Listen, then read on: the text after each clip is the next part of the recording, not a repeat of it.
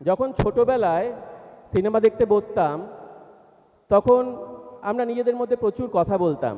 বাবা বলতো যে আস্তে কথা বল, ভালো করে ডায়লগটা শোন।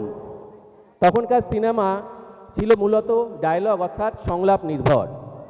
দিনে দিনে যুগ পাল্টেছে, সময় বদলের সাথে ভিএফএক্স এবং অন্যান্য আধুনিক প্রযুক্তির উদ্ভাবনার সাথে সাথে আজকের সিনেমা এবং অভিনয় মূলত কন্টেন্ট অথবা বিষয়বস্তু নির্ভর হয়েছে। কিন্তু এসব কিছুই যখন ছিল না, তখন কি অভিনয় ছিল না? অভিনয় কিন্তু অত্যন্ত প্রাচীন একটি কলা, এবং এমন একটি কলা যেখানে অভিনেতা তার বাচনভঙ্গি, তার বডি ল্যাঙ্গুয়েজের মাধ্যমে পুরো বিষয়বস্তু কন্টেন্ট আমাদের সবার কাছে পৌঁছে দিত। অর্থাৎ আপনি চোখে দেখবেন কিন্তু পুরো বিষয়বস্তু গেঁথে যাবে আপনার মনে। এরকমই একটি কলা হচ্ছে মূকাভিনয় বা মাইম।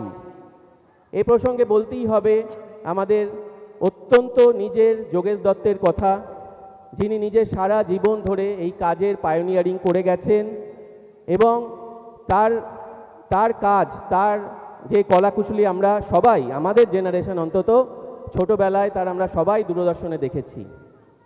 এই অনুষ্ঠানের প্রাসঙ্গিকতায় আমি আরেকজনের কথাও বলবো, যিনি আমাদের ছোটদের জন্য সারা জীবন কাজ করে গেছেন। লুই ক্যারল বা এডওয়ার্ড লেয়ারের মতন আমাদের দেশেও একজন জন্মেছিলেন, যিনি অত্যন্ত কলোকিয়াল ল্যাঙ্গুয়েজকে ছন্দের ছাঁচে ঢেলে ননসেন্স পোয়েমের উদ্ভাবনা করেছিলেন এবং আমাদের সকলের ছোটবেলা কেটেছে সেই সকল পোয়েমের মধ্যে দিয়ে। তিনি হলেন সুকুমার রায়।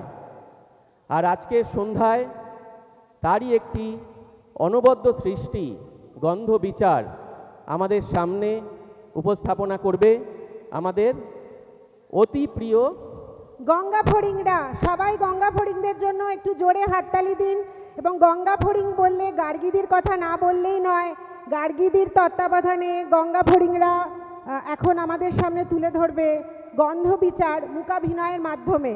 অংশগ্রহণে আছে রাজা চরিত্রে আমাদের ইভান ওরফে দেবার সরকার, মন্ত্রী সম্বিত গুহ, বদ্যি আমাদের তোজো অর্থাৎ দেবাদৃত বিশ্বাস, রামনারায়ণ পাত্র সূর্যায়ন কর্মকার ওরফে রিও, কোটাল চরিত্রে দিশান্ত ওরফে আমাদের সুহান, শের পালোয়ান ভীম সিং আরুষ মজুমদার ওরফে নীল, রাজার শালা চন্দ্রকেতু হয়েছে আমার ছেলে বাবান সাগ্নিক গুহ, আর বৃদ্ধ Nazir last but not the least Raina Sanyal.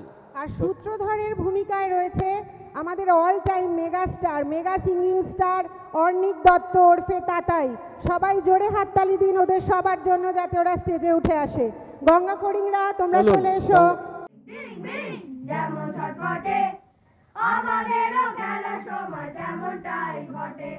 Ganga ফড়িং মনে মনে যেসব গান গায়, সে গানগুলো আমাদেরও গলায় শোনা যায়। গঙ্গা ফড়িং মনে মনে যেসব ছড়া বলে, আমাদেরও সেসব ছড়া রিহার্সাল চলে। ওদের স্কুলের পড়াশোনার চাপ নেই তো মোটে, আমাদের ঠিক উল্টো ব্যাপার ক্লাস এক্সামের চোটে। কিন্তু যখন গরমের আর পুজোর ছুটি পাই, আমরা তখন ওদের মতো মুক্তির মজা পাই। গঙ্গা ফড়িং তাই আমাদের বেস্ট ফ্রেন্ড মশাই, গান আবৃত্তি অভিনয়ে দারুণ মজা পাই। গান আবৃত্তি অভিনয়ে দারুণ মজা পাই। গান আবৃত্তি অভিনয়ে দারুণ মজা পাই।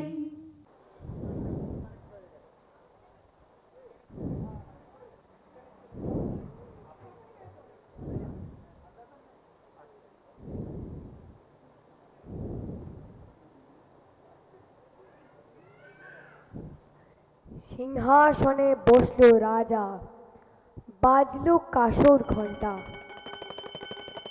ছটফটিয়ে উঠল কেঁপে মন্ত্রী বুড়োর মনটা। বললে রাজা, মন্ত্রী তোমার জামায় কেন গন্ধ? মন্ত্রী বলে, এসেন্স দিছি, গন্ধ তো নয় মন্দ। রাজা বলেন, মন্দ ভালো দেখুক সুখে বদ্যি। বদ্যি বলে, হচ্ছে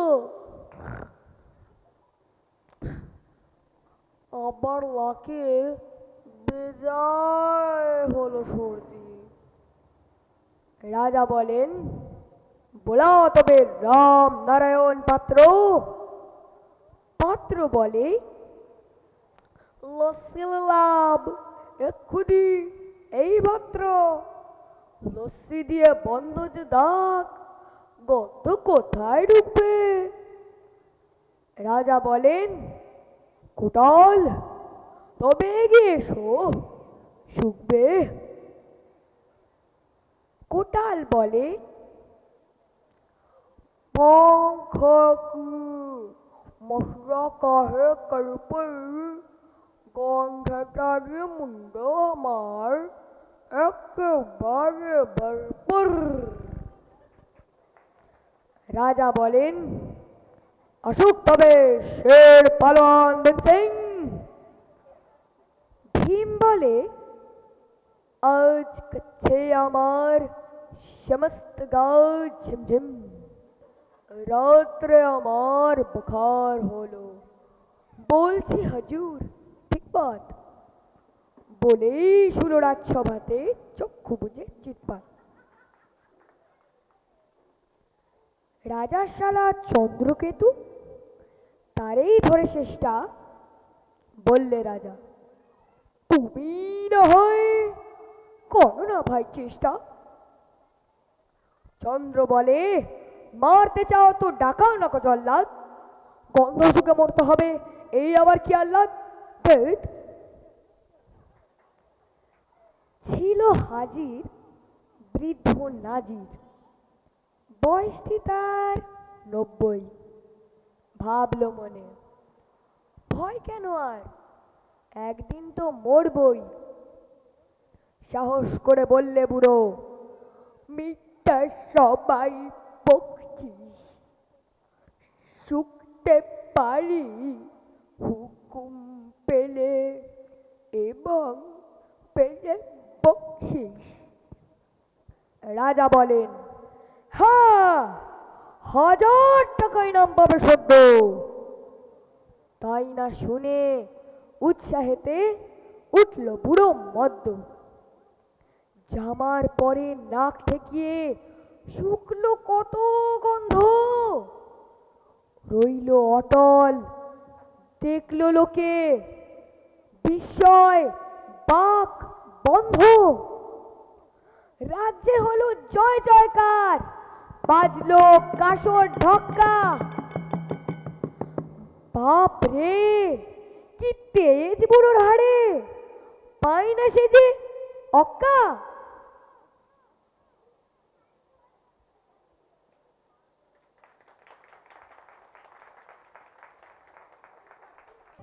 সত্যি সত্যি অনবদ্য, যেমন সুকুমার রায় ও তার সৃষ্টি, তেমনি আমাদের গঙ্গা ফড়িং।